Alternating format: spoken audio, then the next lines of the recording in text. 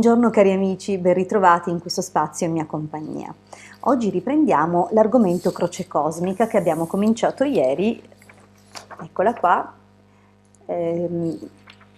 durante il quale, insomma, durante la giornata di ieri abbiamo spiegato come la croce cosmica abbia delle proprietà e degli usi molto importanti per la schermatura da interferenze negative, per la protezione degli oggetti, ma anche che di conseguenza influiscano in modo benevolo e positivo su di essi, ma anche sugli ambienti nei quali posizioneremo la croce cosmica. Era abbinato al circuito smagnetizzatore, questo qui, proprio perché prima di caricare gli oggetti con delle programmazioni radioniche è importantissimo azzerarli e rimuovere tutte le interferenze negative. Comunque nella pillola di ieri potrete tranquillamente, per chi non l'avesse vista, leggere, sentire tutti gli usi di questi due circuiti abbinati. Oggi invece appunto riprendiamo la croce cosmica e ne parliamo dal punto di vista delle influenze sulle persone. È importantissimo infatti che entri nel subconscio, si fissi nel subconscio e già anche dall'interno ci schermi, ci scudi rispetto alle situazioni più imprevedibili della nostra esistenza. Ma vi racconto un aneddoto, una leggenda, per farvi capire come possa lavorare anche al di là di ogni aspettativa. Nel nostro gruppo, diciamo, di studio, un giorno uno dei nostri più validi collaboratori e amici, perché ormai si può dire che siamo una piccola famiglia, non tanto piccola, cresciamo sempre, però ecco, i più cari sono come dei membri della famiglia. E al nostro incontro ci racconta di un sogno particolare durante il quale viene contattato da un suo vicino di casa defunto, il quale stava male. Nel sogno gli dice proprio di stare male e gli chiede aiuto. Là per là, incredulo, non sa se era un sogno, magari andava interpretato come qualsiasi altro sogno, o se fosse veramente un messaggio che gli giungeva dall'aldilà. Dunque all'incontro attende con ansia l'arrivo di un'altra partecipante con doni di veggenza molto importanti, la capacità appunto di vedere nel piano astrale passato, presente e futuro. E dunque le chiede aiuto, le chiede di verificare se effettivamente, cioè se poteva contattare quest'uomo per capirci di più. Dunque lei entra in contatto, chiama questa persona e questa persona si presenta e si precipita dicendo che effettivamente ha chiesto aiuto. Evidentemente dall'aldilà vedeva che era possibile da parte di queste persone essere aiutata quest'anima, e chiede appunto, parla e spiega che è in un posto non bello, dove c'è una sofferenza grande, dove sta male, e chiede se può essere aiutato, chiede appunto sollievo per i suoi mali, per questa sofferenza. Vi ricordo a questo proposito che ho pubblicato tempo fa un video sul basso astrale, dove spiego che non è sempre come dicono, e che non è sempre che quando si muore si va in un posto bellissimo, ci sono i nostri cari che ci festeggiano, si va a tarallucci e vino astrali. Ci sono dei posti che sono tremendi, che sono veramente difficili e duri, cioè voi dovete immaginare tutta la sofferenza del mondo, tutta, la peggiore sofferenza del mondo concentrata e vissuta in una dimensione dove non c'è il tempo, dove sei immerso nell'eternità. Dunque non c'è un aggettivo che possa spiegare quello che è effettivamente il basso astrale.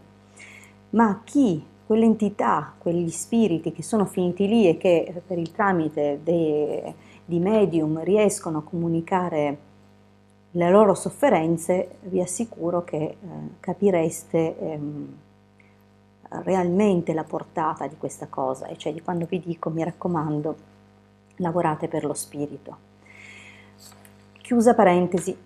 Dunque questa anima, questa persona, questo vicino di casa comincia a chiedere aiuto e a quel punto poi viene congedato, e la strategia utilizzata è stata questa, è stata quella di mettere la fotografia di quella persona all'interno della croce cosmica. Dunque il nostro, diciamo, caro amico, nonché quasi cioè, un membro della nostra famiglia spirituale, si precipita al cimitero per fare una fotografia, non avendo la possibilità di ottenerla diversamente senza dare troppo nell'occhio, fa la fotografia alla foto della lapide e la sviluppa e la posiziona all'interno della croce cosmica.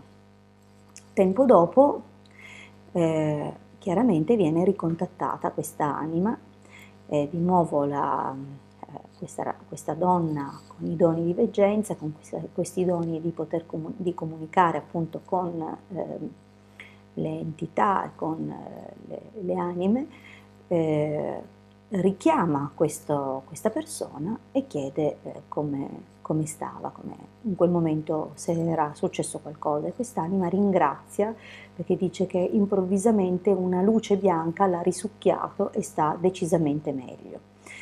Dunque dovete capire che anche se può non sembrare, ma lavora veramente su livelli, io ve la mostro perché spero che più persone possano beneficiare di questo circuito che è un dono all'umanità, e che sappiate che per tantissimo tempo non lo hanno divulgato proprio perché era troppo potente ed era troppo positivo. Sappiate che è stata dura ottenerlo, e oggi è una grande gioia divulgarlo. Restiamo collegati, diciamo così, a questo filo conduttore riguardo appunto quello che riteniamo benefico, no? Per la nostra evoluzione spirituale, per le energie che ci circondano, nelle quali noi confidiamo proprio per quello che è il progresso dell'umanità. Uno di questi ideali, diciamo così, o comunque una di queste convinzioni che è fra le prime, no? Per chi si addentra in questi argomenti, viene subito a conoscenza della linea di San Michele. Questa è una linea che parte molto a nord nella Gran Bretagna, attraversa in modo diagonale l'Europa e si conclude passando appunto per la Sagra di San Michele nelle zone di Torino, attraversa quasi per la sua lunghezza gli Appennini e il centro dell'Italia, e va a concludersi in un punto in Puglia. Adesso io vado a memoria, dunque non ricordo, però c'è un'altra famosa un altro famoso duomo, chiesa dedicata a San Michele. E questo proprio perché questi punti passano attraverso più chiese o duomi o sagre dedicate a San Michele, è stata chiamata la linea di San Michele. È una linea che originariamente era una linea benefica. Perché vi dico originariamente? Perché adesso ascoltate questa storia. Un nostro collaboratore fa un viaggio di piacere, e al ritorno contatta un altro nostro collaboratore importantissimo, molto, molto bravo con la radioestesia, il pendolino, e gli chiede appunto: per favore controlla questa foto qua. Il collaboratore, insomma, l'esperto di pendolino, gli dice: ma che cos'è sta roba qua? Che non riusciva a capire, c'era una casupola di legno, e gli dice: è un confessionale. Ah, ok, va bene. Non gli chiede né dove, né perché, né come, semplicemente si mette lì e controlla i bovis.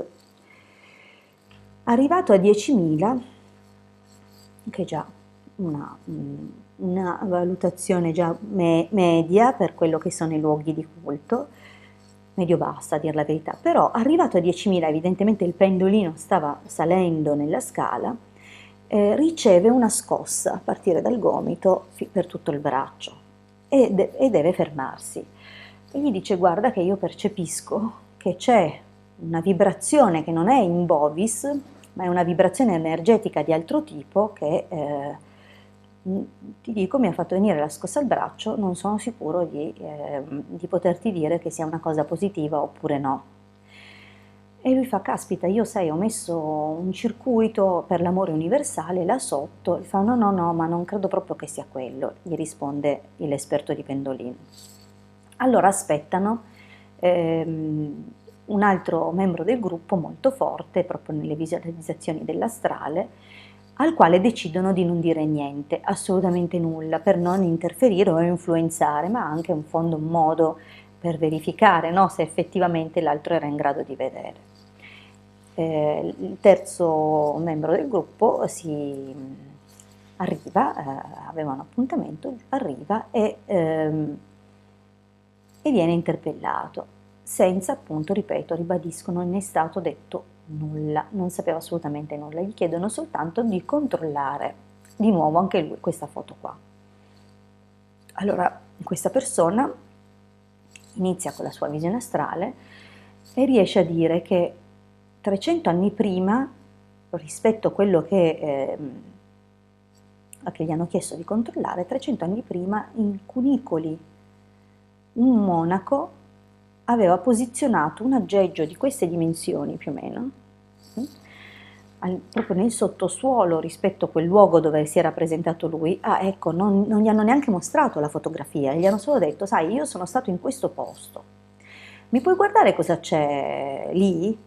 Cioè, senza dire niente, perciò non poteva sapere che fosse collegato a questo circuito che era stato messo lì per potenziare, proprio perché questo ragazzo che si era, nostro membro del gruppo, che si era fatto questa gita di piacere, era passato volutamente in una di queste chiese legate alla linea di San Michele, pensando appunto di andarsi a prendere le vibrazioni benefiche, no? Di questa famosa linea di San Michele, e desideroso di dare un suo contributo aveva nascosto un circuito sull'amore universale proprio per amplificare benevolmente quella che credeva fosse una linea di potere utile per l'umanità.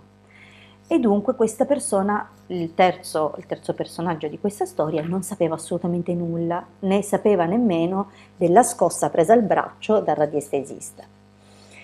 A questo punto cosa succede? Che appunto spiega che è stato messo un apparecchietto di questa dimensione circa 300 anni fa al di sotto nei cunicoli, questi passaggi segreti, queste cose, e che questo apparecchietto aveva la capacità di convertire l'energia positiva e amplificarla in energia negativa. Dunque, allora questa persona non poteva assolutamente sapere nulla. Quello che era stato nella gita sbianca, perché giustamente credeva, cioè aveva avuto conferma intanto che quella persona veramente era in grado di vedere e di capire, perché non erano mai stati menzionati luoghi di culto, aveva soltanto parlato di una gita e di controllare quello che poteva vedere di questo luogo. Non sapeva assolutamente nulla, dunque questa persona sbianca e da qui si capisce che le cose non stanno come ce le raccontano, e che tutti quelli che si recano alla sagra di San Michele o piuttosto in tutte le altre abbazie, tutto quelli che sono i punti di culto e di potere su questa linea di San Michele, e vanno e pregano, praticamente sappiano che la loro energia positiva viene convertita in negativo, e che anzi sarebbe bene non andare da quelle parti per non prendersi quelle negatività, perché sicuramente questo dispositivo, questo genere di strumentazione è stata usata per tutta la lunghezza della linea. Questa chiaramente i perché li lascio a voi, chiedeteveli, provate a darvi delle risposte e ricordatevi che loro sono molto più avanti di noi, loro sono molto più avanti di noi e noi siamo dei poveri sprovveduti nelle loro mani, fino a che non facciamo il lavoro ogni giorno su di noi, fino a che noi ci riconnettiamo col potere della sorgente, e questo è il nostro compito e il nostro dovere. E io vi ringrazio per avermi ascoltato fino a qui, mi raccomando, sono solo leggende, però voi il lavoro fatelo. Un grande abbraccio dalla vostra Hildegarda.